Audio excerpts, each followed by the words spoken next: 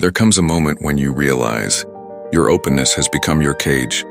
You shared your pain, your dreams, your deepest wounds, believing it would set you free, but instead, you feel trapped in a world where every word you spoke, every truth you revealed, became a weapon against you. You thought being vulnerable meant being brave, but what if being vulnerable to the wrong people was the thing that broke you? You remember the first time you decided to finally open up. The way your chest tightened, the tremor in your voice, that quiet voice inside whispering, maybe this time they'll understand. But they didn't. They used your pain as gossip. They called your emotions too much.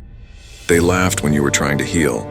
And slowly, piece by piece, you started building walls, and not to keep others out, but to keep yourself safe. Because every time you shared, it backfired. Every time you showed weakness, someone took advantage of it. You learned the hard way that vulnerability without boundaries isn't courage.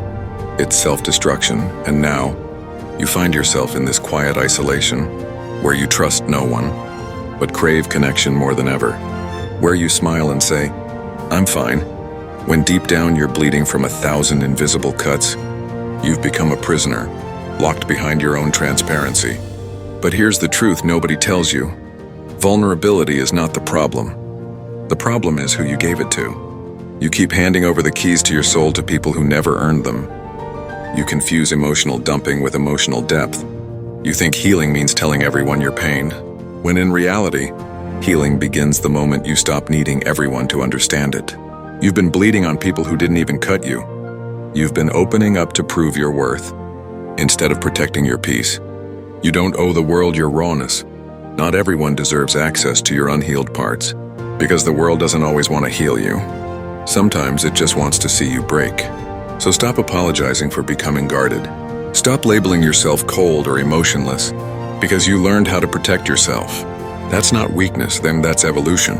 True vulnerability isn't about exposing every scar. It's about knowing when and to whom to show it. Real strength is sitting in your silence.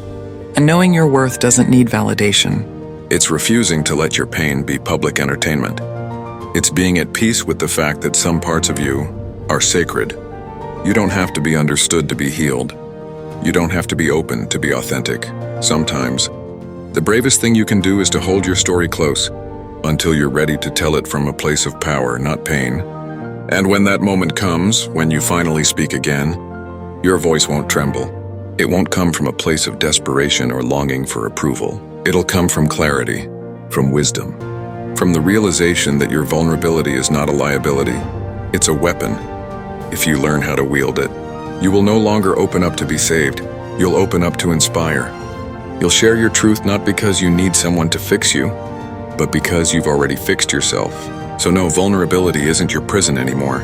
It's your armor, polished by pain, strengthened by silence, and unbreakable because you no longer give it away carelessly. Let them call you distant. Let them say you've changed. Because you have. You learned that not every listener is safe. Not every space is sacred, and that's okay. Because the real you, the healed you, doesn't need everyone to understand. You just need you. Music swells, fades into silence. Voiceover. Don't let the world punish you for feeling deeply. Protect your heart, and it's the source of your power.